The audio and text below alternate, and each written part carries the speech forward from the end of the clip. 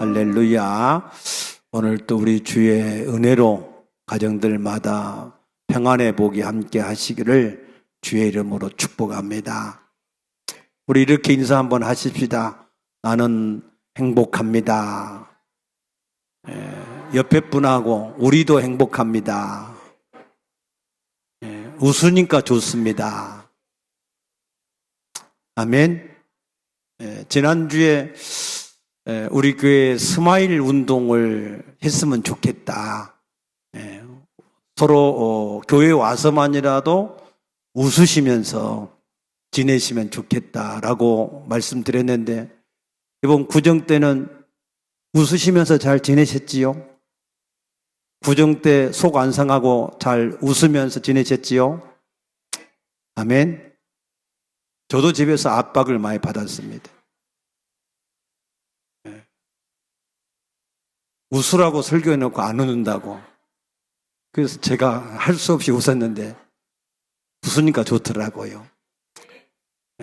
올해는 여러분들 모든 삶 속에 웃는 일이 많았으면 좋겠습니다.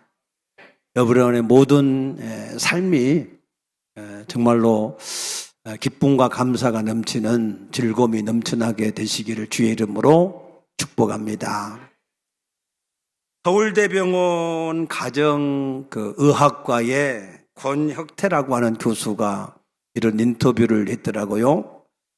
생사 경계에서 의술을 넘어선 하나님의 치유 능력을 종종 본다라고 인터뷰를 했습니다.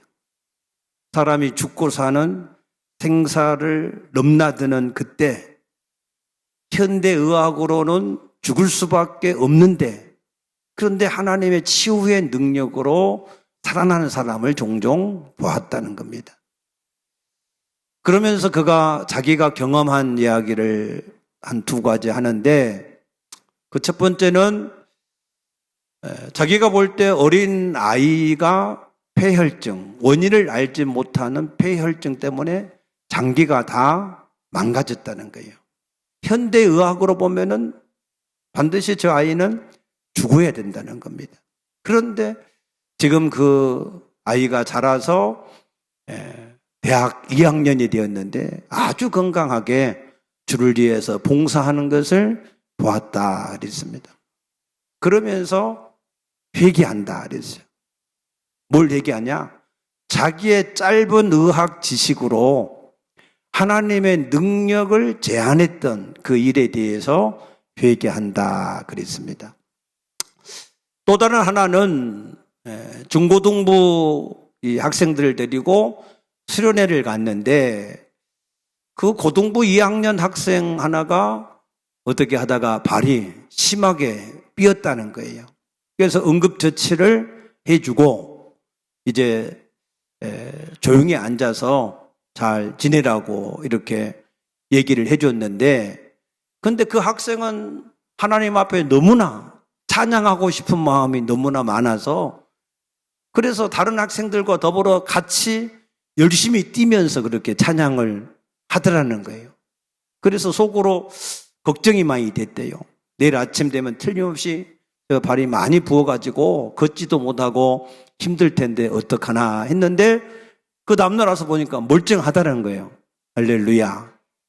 그래서 참 하나님의 능력은 신기하고 놀랍다라는 그런 현재 서울대학 가정의학과 교수가 그런 고백을 한 것을 보았습니다.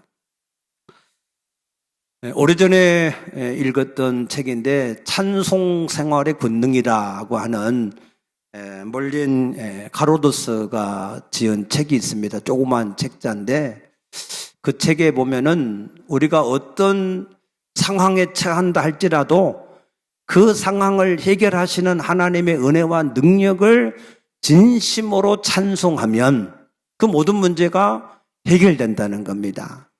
믿습니까? 왜 그렇게 될 수 있는가? 시편 22편 3절에 보면은 이스라엘의 하나님은 찬송 중에 거하시는 하나님이다 그랬습니다. 우리가 찬송할 때 하나님이 그 가운데 임재하셔서 역사하심을 믿으시기 바랍니다. 그래서 사도행전 16장 25절에 보게 되면 바울과 실라가 빌립보 감옥에 억울하게 갇혔을 때 하나님 앞에 기도하고 찬송했더니 큰 지진이 일어나서 옥토가 흔들리고 모든 문들이 열어지고 모든 매인 것들이 다 풀어졌다고 증거한 줄로 믿으시기 바랍니다. 아멘. 우리가 찬양할 때 우리의 현재의 형편과 사정이 어떠하든지 그 사정을 해결하시는 주님을 우리가 믿고 찬양할 때 주께서 우리 가운데 놀라운 일들을 이루실 줄로 믿으시기 바랍니다. 혹시 여러분들 가운데 해결되지 않는 그런 문제를 가지고 계신 분이 계십니까? 그렇다면 그 일을 해결하실 주님을 믿으시고 그 주님의 은혜와 능력을 찬양하심으로 모든 문제가 해결되어지시길 주의 이름으로 축복합니다. 오늘은 구원에 관해서 말씀을 드리려고 합니다. 우리의 최대의 관심은 구원이고 우리가 예수를 믿는 이유도 구원을 받기 위한 것인데 이 구원에 대해서 우리가 정확하게 구원을 이해를 하고 있어야 온전한 구원에 우리가 이룰 수가 있습니다. 그래서 오늘은 구원에 관해서 말씀을 드리려고 하는데 오늘 여기 12절 말씀 보면은 그러므로 나의 사랑하는 자들아 너희가 나 있을 때뿐 아니라 더욱 지금 나 없을 때도 항상 복종하여 두렵고 떨림으로 너희 구원을 이루라 라고 말씀이 있습니다. 구원을 이루어 가야 된다라고 말씀하셨는데 성경 신구약 66권을 한 절, 성경 한 절로 표현을 한다면 아마 그 성경 구절은 요한복음 3장 16절 말씀일 것입니다. 하나님이 세상을 이처럼 사랑하사 독생자를 주셨으니 이는 그를 믿는 자마다 멸망하지 않고 영생을 얻게 하려 하십니다 라고 하는 말씀입니다. 하나님이 나를 사랑하사 아멘 독생자를 주셨으니까 그 독생자를 믿는 자마다 멸망하지 않고 영생, 구원을 얻게 하신다라고 하는 말씀입니다. 그러면 그 독생자를 믿는데 어떻게 믿어야 되느냐? 누구로 믿어야 되느냐? 예수님도 나를 너희가 누구로 하느냐라고 물으셨는데 요한복음 20장 31절에 보면은 이 모든 성경을 기록한 목적은 예수님이 하나님의 아들 그리스도이신 것을 믿게 해서 그 이름으로 생명을 얻게 하기 위해서 이 모든 말씀을 기록하셨다 그랬습니다. 예수님을 살아계신 하나님의 아들 그리스도로 믿을 수 있게 되어지기를 축복합니다. 왜 우리가 그러면은 구원을 받아야 되는가? 왜 우리 인간들이 구원을 받지 않으면 안 되는가 하는 이유입니다. 창세기 1장 26절에서 28절에 보면은 하나님께서 우리 인간을 창조하실 때 하나님의 형상과 모양대로 창조하셔서 복을 주셨습니다. 어떤 복을 주셨죠? 생육하고 번성하고 충만하고 정복하고 다스리라는 복을 주셨어요. 한마디로 말해서 영생의 복을 주셨다는 거예요. 믿습니까? 예. 그래서 그 영생을 잃어버리지 않도록 창세기 2장 17절에 선악과를 따먹지 말라 그랬어요. 이 선악과를 따먹으면 반드시 죽으리라 라고 말씀하셨습니다. 그럼에도 불구하고 우리 인간들은 마귀의 유혹을 따라서 선악과를 따먹었습니다. 그 결과 즉시 죽음이 시작되었는데 그 죽음은 창세기 3장 8절에 보니까 생명의 근원이 되시는 하나님을 만날 수 없는 하나님과 분리가 되는 죽음이 시작되었다 그랬습니다. 믿습니까? 네. 이것을 예수님은 요한복음 15장 5절에서 이렇게 설명했어요. 나는 포도나무요 너희는 가지니 너희가 나를 떠나서는 아무것도 할 수 없다 그랬습니다. 네. 나무의 가지는 나무에 붙어 있어야 생명이 계속 유지가 되는 겁니다. 가지는 나무에서 잘려지면 그 순간 죽음이 시작되는 것이고 조금 있으면 말라서 불에 던져지게 되어져 있습니다. 우리 인간은 이 땅에 있을 때 여러분 나뭇가지가요 나무에 젖붙임을 하려면 그 나무에 수분이 마르기 전에 젖붙임을 해야 돼요. 수분이 말라버린 가지는 아무리 나무에 젖붙임해도 살아나지는 못합니다. 그래서 우리 인간이 구원을 받으려면 우리의 영혼이 우리 육체 안에 있을 때에 우리가 주님을 만나셔야 됩니다. 믿습니까?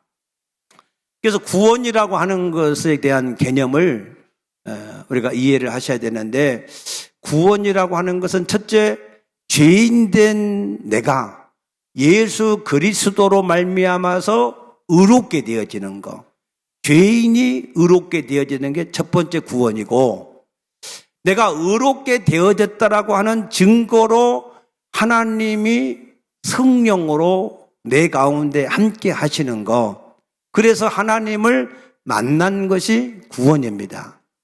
믿습니까? 그래서 구원의 확신은 고린도후서 13장 5절에 보니까 예수 그리스도께서 너희 가운데 계신 것을 너희가 알아야 그래야 너희가 구원을 받은 자다라고 말씀하셨습니다. 그러므로 여러분들이 반드시 여러분 안에 예수 그리스도가 함께 계신 것을 확신하심으로 구원의 확신을 누릴 수 있게 되어지기를 축복합니다. 그런데 이 구원은 반드시 우리 영혼이 육체 안에 있을 때만 받을 수 있는 구원인데 가톨릭에서는 연옥서를 만들어서 사람이 죽으면 연옥에 가 있을 때 그의 후손들이 미사를 많이 드리거나 헌금을 많이 드리면 그러면은 그 영혼이 연옥에 있다가 천국으로 올라간다라고 교리를 만들었습니다. 그런데 이 교리는 언제 만들어졌는가 하면 AD 590년 그레고리라고 하는 사람이 교황으로 취임을 하고 그리고 자기의 교황권의 정통성을 주장하기 위해서 베드로 사도가 첫 번째 교황이다라고 하는 이 교리를 만들었습니다. 그리고 AD 593년에 이 연옥서를 만들어서 주장을 했습니다. 그런데 예수님은 그렇게 말씀하지 않았습니다. 예수님은 십자가에 함께 못 박혀 있던 사람이 예수에 대한 믿음을 가졌을 때 그에게 뭐라고 말씀하셨어요? 내가 오늘 나와 함께 낙원에 있으리라 그랬어요. 믿습니까? 예수를 믿으면 즉시 그 예수와 함께 낙원에 있게 되어진다라고 말씀하셨고 또 누가복음 16장에 보게 되면은 한 부자가 죽어서 간 곳이 예수를 믿지 않은 사람이라서 그 사람이 음부에 갔다 그랬어요. 그래서 그 음부에서는 불꽃 가운데서 날마다 고통을 받고 있으니까 그 부자가 아브라함에게 요청하기를 손에 물 한 방울만 적셔가지고 내 타는 혀를 좀 서늘하게 해달라라고 요청했을 때 아브라함이 말하기를 너와 우리 사이에는 큰 구렁텅이가 있어서 그래서 거기서 여기로 올 수도 없고 여기서 거기로 갈 수도 없다라고 말씀했습니다. 그러므로 음부에 있는 사람이 거기에서 빠져나와서 천국에 간다라고 하는 것은 그것은 순전히 거짓말입니다. 그래서 구원이라고 하는 것은 우리의 영혼이 우리 육체 안에 있을 때만 우리가 받을 수 있는 구원인 것을 믿으시기 바랍니다. 그래서 또 어떤 이단들은 우리 사람의 수명이 120살이라서 그래서 한 70에 죽으면 한 50년 동안은 이 땅에 귀신으로 돌아다니다가 그 사람이 이제 뭐 눈에 붙으면 눈병이 생기고 뭐 간에 붙으면은 간병이 생기고 뭐 이런다라고 주장을 해요. 그런데 그것도 거짓말입니다. 우리의 영혼은 예수 안에서 죽으면 낙원, 예수 밖에서 죽으면 음부. 아멘입니까? 여러분들이 속지 않게 되어지시기를 축복합니다. 그런데 예수 믿는 사람은 그 사람 속에 성령이 내주함으로 구원이 이루어지는데 그 사람 속에 오신 성령님이 그 사람을 인도를 해 가시다가 그 사람이 이 세상을 떠나면 그 사람을 데리고 천국으로 데리고 가는 겁니다. 이해되셨습니까? 여러분이 천국이 어딘지 알아서 그래서 여러분이 죽으면 어떻게 천국을 찾아가겠어요? 여러분 가운데 하나님이 성령으로 함께 하셔서 여러분을 인도해 가시다가 여러분이 죽으면 그의 나라로 우리를 인도해 가시는 줄로 믿으시기 바랍니다. 반대로 예수를 믿지 않는 사람은 에베소서 2장 2절에 보니까 이 세상에 불순종하는 사단의 세력들, 마귀가 그 사람을 지배함으로 그 사람이 이 땅에서 마귀의 종노릇 하다가 마태복음 25장 41절에 보니까 마귀와 함께 영영한 불에 던져진다 그랬어요. 예수를 믿는 사람은 그 안에 하나님이 성령으로 함께 하셔서 이 땅에서 인도해 가시다가 천국까지 인도해 가는 것이고, 예수를 믿지 않는 사람은 마귀가 그 사람 속에 그를 지배하면서 자기 종을 삼고 데리고 살다가 그리고 자기와 함께 영원한 지옥불에 데리고 가는 것이, 그것이 성경적인 구원관입니다. 여러분들이 거기에 대한 분명한 확신을 가질 수 있게 되어지기를 축복합니다. 그러면 우리가 천국에 가면은 뭘 하는가? 천국에 가면은 우리가 무엇을 해야 되느냐면 고린도후서 11장 2절에 보면은 사도 바울이 이렇게 말씀했습니다. 내가 너희를 정결한 처녀로 한 남편인 그리스도에게 중매한다 그랬어요. 사도 바울은 예수 그리스도가 한 남편인 신랑이고 우리는 그것이 남자든 여자든 우리는 다 예수 그리스도의 정결한 신부고 그 신랑과 신부가 만나서 혼인잔치를 하는 것이 구원의 완성이다라고 말씀하신 겁니다. 우리 요한계시록 19장을 한번 찾아보십시다.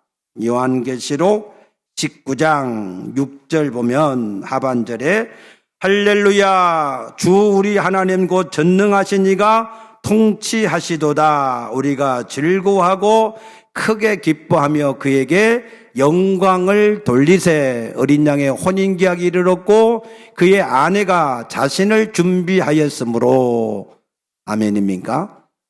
우리 구원의 완성은 예수 그리스도와 혼인을 하는 것으로, 그 혼인 잔치에 참여하는 것으로 우리의 구원이 완성되어지는 것을 믿으시기 바랍니다. 그래서 이 구원의 과정을 우리가 시제, 어떤 시간의 개념으로 설명을 한다면 성경에 보면은 구원을 받았다 그래 놓고 또 구원을 받으라 그렇게 말씀을 했고 또 구원을 받으리라 라고도 말씀을 했어요. 그래서 성경을 읽다 보면 분명히 구원을 받았다 과거로 말씀을 한 것도 있고 오늘 여기 12절에 있는 말씀처럼 구원을 이루어가라 라고 지금 현재형으로 말씀을 한 것도 있고, 그리고 앞으로 너희가 구원을 받으리라 라고 하는 그런 미래형으로도 말씀을 했습니다. 그러면은 이 과정을 우리가 잘 이해를 하셔야, 그래야 여러분들이 온전한 구원에 이를 수가 있습니다. 예를 들면 요한복음 5장 24절에 보면은 진실로 진실로 내가 너에게 이르노니 너희가 내 말을 듣고 나 보내신 이를 믿는 자는 영생을 얻었고 심판에 이르지 아니하나니 사망에서 생명으로 옮겼느니라 그랬어요. 아멘. 영생을 얻었고 심판을 받지 않고 이미 사망에서 생명으로 옮겼다. 이때가 여러분들의 이름이 생명책에 여러분의 이름이 기록되는 때입니다. 또 로마서 8장 1절에 보면은 그러므로 누구든지 그리스도 예수 안에 있는 사람은 정죄가 결코 없다. 이미 죄가 다 해결됐다라고 말씀하시고, 또 에베소서 1장 13, 14절에 보게 되면은 그 안에서 너희가 진리의 말씀을 듣고 믿어 하나님의 성령으로 인치심을 받았다. 이것이 너희 기업의 보증이다라고도 말씀을 하셨고, 또 로마서 8장 15절을 보게 되면은 너희가 종의 영을 받지 아니하고 양자의 영을 받았으므로 하나님을 아빠 아버지라 부르짖는다 그랬고, 너희 안에 계신 성령이 너희를 하나님의 자녀인 것으로 증거를 하신다 그랬습니다. 이런 말씀들은 과거형으로 되어 있단 말이에요. 너희가 구원을 받았다, 너희가 성령으로 인을 침을 받았다, 보증이 되었다 하는 이런 모든 말씀들이 과거로 되어 있어요. 이거는 무슨 얘기냐면 에베소서 2장 8절에 보면은 너희가 그 은혜에 의하여 믿음으로 말미암아 구원을 얻었나니 이것이 너희에게서 난 것이 아니요 하나님의 선물이다 그랬습니다. 우리 인간 스스로는 의롭게 될 수 있는 가능성이 0.1%도 없어요. 그래서 오직 100% 복음에는 하나님의 의가 나타나서 할렐루야. 우리는 죄인된 그대로 있을 때 하나님이 우리 죄악을 예수 그리스도에게 담당을 시키셔서, 그래서 우리로 하여금 그 예수를 영접하는 사람에게 그 예수님이 담당하신 의가 우리의 의가 되어져서, 그래서 우리가 모든 죄를 사함받아서 하나님의 성령이 우리 가운데 오심으로 우리가 받는 구원을 말씀하신 겁니다. 여기에는 우리의 행위가 아무것도 포함되지 않습니다. 아멘입니까? 얼마나 감사한지 모르죠. 그래서 로마서 10장 13절 보니까 누구든지 주의 이름을 부르는 자는 구원을 받으리라 하신 말씀대로 예수를 믿으면, 예수를 영접하면 하나님의 성령이 즉시 그 사람 속에 내주가 될 때 그 사람은 즉시 마귀 자녀에서 하나님 자녀가 되어지고 지옥에 갈 사람이 천국으로 가게 되어지는 것을 믿으시기 바랍니다. 그런데 오늘 여기 12절의 말씀 보니까 두렵고 떨림으로 뭘 하라고요? 구원을 이루라 그랬어요. 지금 이 땅에 있을 때 구원을 이루어 가야 된다라고 말씀하셨어요. 이건 무슨 얘기냐면 성장에 관한 말씀이에요. 성장. 에베소서 4장 14절에 보게 되면은 우리가 이제부터 어린아이가 되지 아니하여 범사에 그에게까지 자라야 된다 그랬습니다. 사람이 육신에 사람을 낳으면 사람이에요? 짐승이에요? 이티예요? 사람이에요? 사람 맞지요? 여러분 확신이 없으세요? 사람이 갓 태어나면 사람이 아니에요? 사람 맞아. 근데 사람 구실을 해요? 못해요? 못해. 마찬가지예요.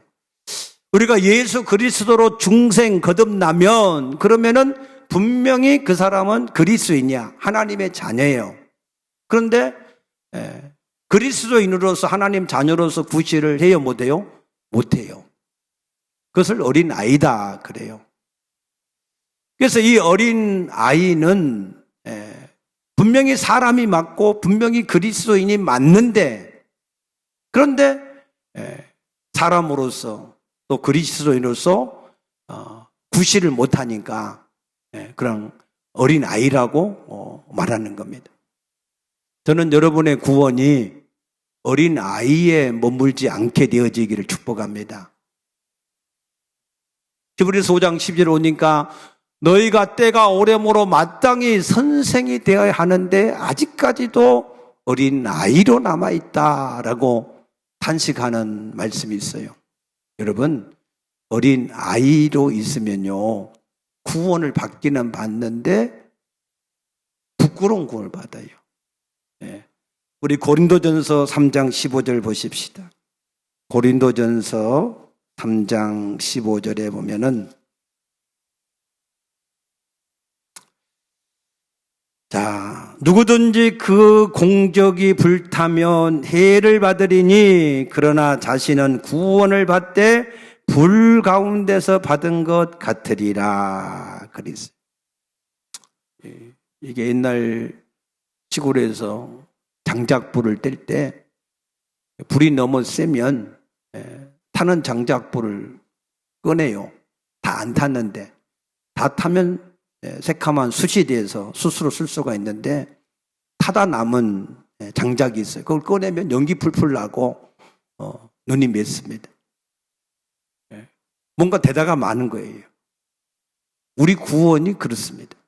우리 구원이 중생해서 거듭나서 그리스도인으로서 영생을 얻었고 심판을 받지 않지만, 그러나 그 어린 아이로 계속해서 남아있게 되어지면 그 사람은 어린 아이의 상태로 그냥 그대로 구원을 받는데 그것을 부끄러운 구원이다라고 말합니다. 여러분, 이 땅에서 어떻게 지내시든지 지내는 거는 지나가는 거니까 괜찮아요. 조금 가난해도 괜찮고 몸이 약해도 괜찮고 조금 힘들고 어려워도 괜찮아요. 왜? 어차피 지나가니까. 근데 하나님의 나라는 영원합니다. 영원. 아멘입니까? 그날에는 우리가 부끄러우면 안 돼요. 그날에는 우리가 영광스러워야 됩니다. 여러분의 부활체가 해와 같이 빛나는 부활체가 되어지길 축복합니다. 여러분이 구원을 받았을 때 신랑 되시는 예수님께로부터 칭찬을 듣게 되어지길 축복합니다. 그래서 그 구원이 이 땅에서 조금 뭔가를 얻기 위해서 영원한 그 하나님의 나라에 부끄러운 사람으로 있게 돼요. 물론 지옥보다는 1000만 배 나아요. 그러나 그 구원이 다른 사람에 비해서 상대적인 열등감에 부끄러운 구원이 되어진다면 얼마나 안타까운 일입니까? 나는 우리 모든 성도들이 한 사람도 그런 사람이 없어지기를 축복합니다. 그래서 우리는 성장을 하는데 그리스도의 장성한 분량에 이르기까지 성장을 해야 되는데, 이 성장을 하는데 우리 구원이 아까 완성이 뭐라고요? 신랑 되시는 예수 그리스도와 혼인잔치를 함으로 우리 구원이 완성된다라고 말씀드렸습니다. 기억하시죠? 그러면은 이 혼인잔치를 할 때 신부된 우리가 신랑을 만나러 가는데 두 가지가 반드시 필요해요. 두 가지. 첫째는 뭐냐? 신랑이 신부에게 요구하는 것은 깨끗한 신부를 원합니다. 우리 다시 요한계시록 19장 8절 보십시다.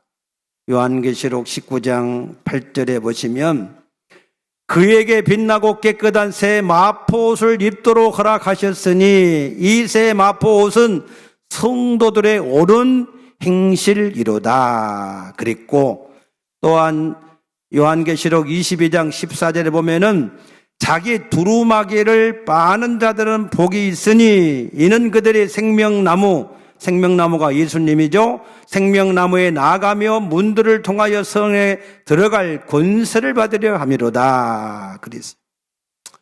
신랑이 신부에게 요구한 첫 번째는 깨끗함입니다. 그래서 이 세상에서도 신랑 신부가 결혼할 때 입는 드레스를 무슨 색깔을 입어요? 화이트 드레스. 혹시 블랙 드레스를 입은 사람 혹시 보셨습니까? 깨끗한 하얀 드레스를 입는 것은 내 몸과 마음이 신랑 되시는 당신에게 깨끗합니다 라고 하는 것을 의미하는 상징적인 의미가 있습니다. 우리가 신랑 되시는 예수 그리스도를 만날 때 우리도 그리스도의 신부로서 뭐 해야 된다고요? 깨끗해야 돼, 깨끗. 아멘입니까? 신랑이 신부를 만났는데 지저분해. 냄새가 풀풀 나. 그러면 신랑이 신부를 기쁘게 맞이하겠어요? 싫어하겠어요? 여러분 같으면 싫어하죠. 그래서 신부된 자는 신랑을 만나기 위해서 첫 번째 해야 될 일이 성결해야 됩니다. 깨끗해야 됩니다. 몸과 마음이 깨끗해야 돼요. 그럼 깨끗하다라고 하는 개념이 뭐냐? 에베소서 4장 22절 24절에 보면은 너희는 유혹의 욕심을 따라서 썩어져가는 옛 구습을 벗어버리고 새롭게 심령이 새롭게 되어서 하나님을 따라서 의와 진리와 거룩함으로 새로 지으심을 받아야 된다라고 말씀하시는 거예요. 우리는 하나님을 떠나 있을 때 자기가 주인인 줄 알고 자기 욕심을 이루기 위해서 그렇게 온갖 죄악 가운데 우리가 살았었습니다. 그래서 그것을 이제는 벗어버리라는 거예요. 그리고 이제는 주님을, 신랑을 주인으로 우리가 맞이했으니 이제는 그 신랑에 맞게 그 신랑이 처음에 우리에게 만들어주신 하나님의 형상과 모양을 회복을 해야 된다. 그런 뜻입니다. 우리가 부지런하게 이것은 이루어 가야 돼요. 이루어 가야. 여러분들이 성령이 내주하셔서 거듭나서 하나님의 새로운 생명을 얻은 것으로 거물지 말고 옛 구습을 계속해서 벗어버려서 하나님의 형상과 모양을 회복해 갈 수 있게 되어지기를 축복합니다. 그래서 베드로전서 2장 2절에 보게 되면은 너희는 어린 아이와 같이 신령한 젖을 사모해야 된다 그랬어요. 육신의 아이가 태어나면 자라려고 그러면은 뭘 먹어야 돼요? 처음에는 젖을 먹고 그 다음에는 밥을 먹고 또 여러 가지 영양식을 먹어야 그래야 아름답게 잘 성장할 수 있는 것처럼 우리 그리스도인들은 신령한 젖인 하나님의 말씀을 우리 속에 부지런하게 채우고 또 채워 넣으셔야 그래야 성장할 수 있습니다. 아멘. 육신의 아이는요, 한꺼번에 이것저것 다 먹이면은, 그러면은 비만이 와가지고 이상하게 돼요. 그러니까 그거는 육신의 아이는 그렇게 키우면 안 돼. 그런데 영적인 아이는 다르더라고. 영적인 아이는 성령으로 거듭났으면 부지런하게 하나님의 말씀을 그 속에 계속해서 채우고 또 채우면 그러면은 3개월밖에 안 됐는데도 30년을 믿는 사람보다 더 좋은 그러한 신앙으로 성장할 수 있습니다. 그래서 예수님이 나를 믿는 사람 중에서 먼저 된 사람이 나중될 수도 있고 나중된 사람이 먼저 될 수도 있다 그랬습니다. 여러분 하나님의 나라에 장성한 자의 신앙에 속히 되어지시기를 힘쓰시기 바랍니다. 왜냐하면 여러분 어린 아이한테는 중요한 걸 절대 안 맡겨요. 성장해야 중요한 것을 알고 감당할 수 있는 그 정도의 성장이 있어야 좋은 걸 맡기지. 어린 아이한테 다이아몬드를 맡깁니까? 다 잃어버리는데 그렇지 않습니다. 예수 그리스도 안에서도 마찬가지입니다. 우리의 신앙이 빨리빨리 급성장을 해야 그래야 하나님이 명예도 맡기고 권세도 맡기고 재물도 맡기고 평안도 맡기고 복도 맡기고 아멘. 풍성하게 되어지기를 축복합니다. 두 번째는 뭘 가지고 가느냐? 신부가 신랑할 때 갈 때는 깨끗한 몸만 가져가는 게 아니라 뭘 가지고 가야 돼요? 예물을 가져가야 돼요. 예물.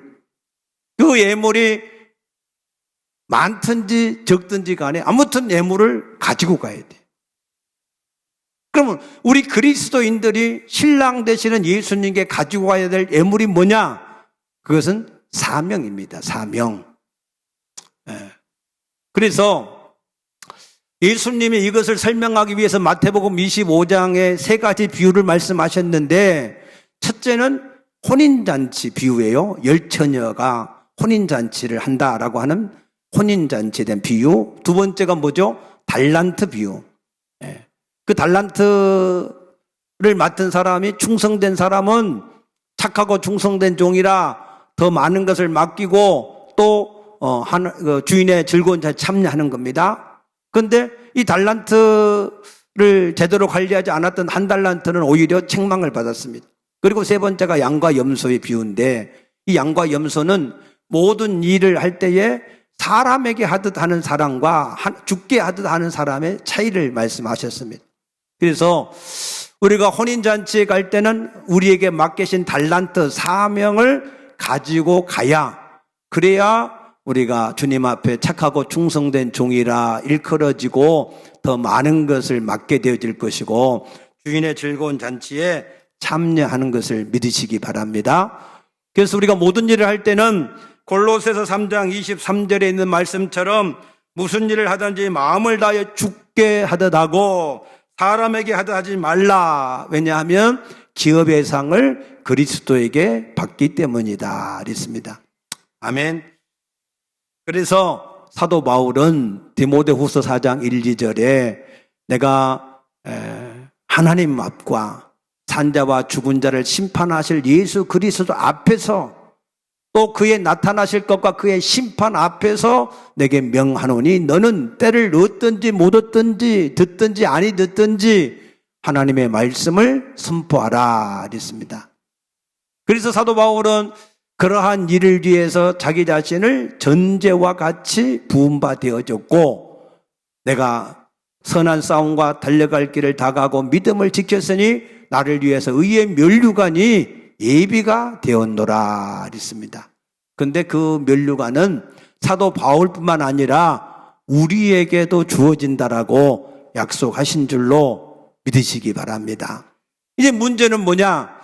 그러면 우리가 깨끗하게 되어지고 사명을 감당하는데 우리가 이거 어떻게 할 거냐 하는 거예요. 어떻게 할 거냐. 오늘 다시 빌립보서 2장 13절에 보면은 너희 안에서 행하시는 이는 하나님이시니 자기의 기쁘신 뜻을 위하여 너에게 소원을 두고 행하신다. 그래서 우리의 구원은 우리가 이루어 가는 것이 아니고 하나님이 내 안에서 그 구원을 이루어 가신다. 그 얘기입니다. 아멘. 빌립보서 1장 6절에도 보면은 너희 안에서 착한 일을 시작하신 이가 그리스도 예수의 날까지 이루실 줄을 우리는 확신하노라 그랬어요. 사도 바울도 나도 내 속에서 능력으로 역사하시는 이의 역사를 따라 힘을 다해서 수고한다 그랬습니다. 그래서 우리로 하여금 은혜로 예수를 영접하게 하신 분도 하나님이시고 우리 안에 오셔서 우리의 구원을 이루어 가시는 분도 하나님이 친히 이루어 가신다 하시는 것을 아시기를 축복합니다. 그래서 로마서 8장 30절에 보게 되면은 창세 전에 우리를 택하셨고 때가 되니까 부르셨고 부르신 우리를 의롭게 하시고 의롭게 하신 우리를 또한 영화롭게 해 가신다라고 말씀하셨습니다. 아멘입니까? 그래서 우리 안에 오신 성령은 로마서 8장 26절에 있는 말씀처럼 우리 연약함을 돕기 위해서 오시는 거예요. 이 성령은 고린도후서 12장 9절에 보니까 우리가 약하면 약할수록 더 강하게 역사하신다 그랬어요. 아멘입니까? 그래 얼마나 감사한지 몰라요. 세상 사람들은 강한 자에게 잘해주고 약한 자는 무시하려고 그러는데 우리 안에 계신 성령님은 우리가 약할수록 더 우리 가운데 은혜로 더 더 능력으로 역사하신다라고 약속하셨으니까 얼마나 감사합니까? 여러분들, 그러므로 주 안에서 우리가 약한 것이 오히려 우리의 자랑이 되는 것을 믿으시기 바랍니다. 그럼 우리가 할 일은 뭐예요? 우리가 할 일은 에베소 4장 30절에 하나님의 성령을 근심하게 하지 말라. 너희가 구속의 날까지 그 안에서 인치심을 받았다. 그랬어요. 우리가 할 일은 우리 마음에 소원을 두고 우리 구원을 이루어 가시는 그 성령님을 따라서 뭐만 하면 돼요? 순종하기만 하면 돼. 순종도 우리 힘으로 안 돼. 그러니까 성령님을 의지해서, 성령님이 나에게 이렇게 하기를 원하시는데 나는 능력이 안 돼서 못합니다. 성령님 내게 할 수 있는 힘을 주시고 은혜를 주시옵소서 하고 우리가 구할 때, 하나님은 지혜가 부족한 자에게 꾸짖지 아니하시고 후히 주시는 하나님이라고 말씀하신 것을 믿으시기 바랍니다. 그래서 여러분들이 이제는 이 구원을 중생에서 어린 아이로 남아있는 그 신앙으로 더 이상 머물지 마시고 이제는 그리스도의 장성한 분량에 이르러서 그리스도의 아름다운 신부가 되어져서 우리가 영원한 신랑 되시는 예수를 만날 때에 아름다운 신부라 일컬어지고, 할렐루야. 그래서 또 우리가 좋은 애물을 하나님 앞에, 우리의 사명을 하나님 앞에 온전하게 충성되게 드리셔서 또한 신랑 되시는 주님을 기쁘시게 하는 자들이 되어지시기를 주의 이름으로 축복합니다. 축복합니다. 구원을 온전히 이루게 되어지시기를 축복합니다. 제발 여러분, 어린아이로 남아있으면 안 됩니다. 금방 주님을 만나요.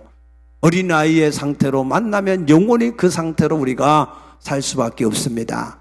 여러분들 이름이 해와 같이 빛나게 되어지시길 축복합니다.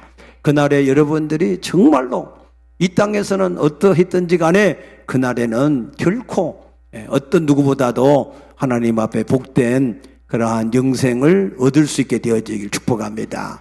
축복합니다. 기도하겠습니다.